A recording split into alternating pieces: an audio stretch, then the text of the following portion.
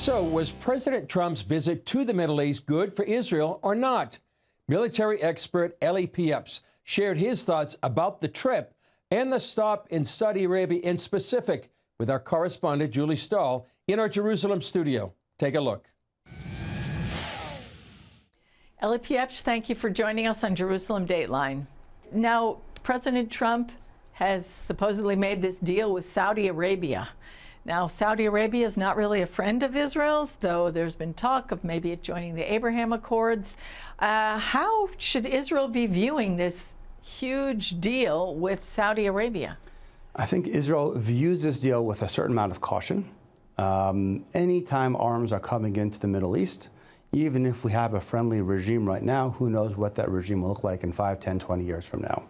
The first round of Abraham Accords, it was so out of the blue. Nobody was thinking about it other than the Trump administration. And it was this unique relationship between Israel, the Gulf countries that made the peace, made the normalization, and the U.S. What Saudi is getting right now seems to be a lot of the things that they had wanted in a potential normalization with Israel, in that agreement, a three-way deal. And in some ways, you could say, well, this is very problematic.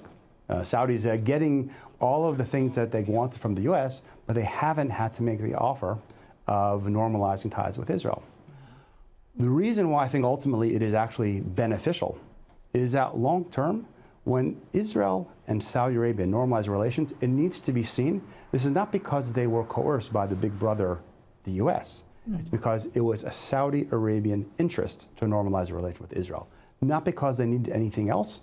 Everything else was already given to them. And I think that what's happening is that within the Arabian Peninsula, there are many more countries that understand that their future needs to be tethered to Israel. It'd be nice to get some other benefits from the U.S., some credibility from the U.S., maybe some weapons from the U.S., but ultimately the most important thing is that normalization. And when normalization between Saudi and maybe some other countries comes with Israel, whether it's this year, whether it's in 5 years or 10 years. That's the momentum, that's the trajectory that we're on. When it happens, it will be clear is because those countries' interests is in tethering their future together with Israel, and that needs to be clear. Now, Saudi Arabia has said publicly that they'll only join the Abraham Accords if Israel commits to a Palestinian state. And now Mahmoud Abbas, PA president, is in Saudi Arabia with President Trump there. How should Israel be viewing all this? So, the great question, and I think there is some confusion about the Saudi Arabia's position on the Palestinians, and certainly I am not going to speak for Saudi Arabia, but I think from the conversation that I'm having and that I'm aware that others are having, it's not that the Saudi Arabians want to create a Palestinian state. It's that the Saudi Arabians don't want to do anything that harms the Palestinian narrative, which there's a lot of empathy and sympathy amongst the Saudi public for the plight of the Palestinians. And frankly, you look putting October 7th aside, which is very hard to do in Israel, but if you just look from a humanitarian perspective, certainly there are people who are caught up, and in any violent conflict, there are many, many casualties, and it creates a certain amount of sympathy throughout the Middle East. That's understandable.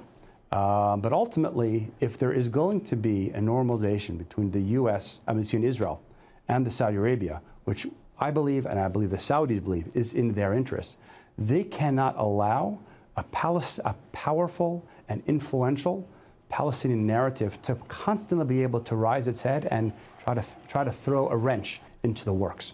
So creating a Palestinian state actually is extremely problematic, because unless you really think that a Palestinian state is going to be benevolent, is going to be peaceful, is going to live alongside Israel, which nobody really believes, that you'll have a Palestinian state that has all of the legitimacy of a nationality in international arenas, and they would have a lot of influence to be able to stop or to at least hinder the growing ties between Israel and Saudi Arabia. So it's not that they want to help create a Palestinian state. They want Israel to resolve the Palestinian conflict, which does not need to end in a state. But right now, one of the ways they can do so without giving a state is give some respect to Mahmoud Abbas. They don't want to be perceived in the Arab world as undermining the Palestinian narrative. Eli Pieps, thank you so much for your insights.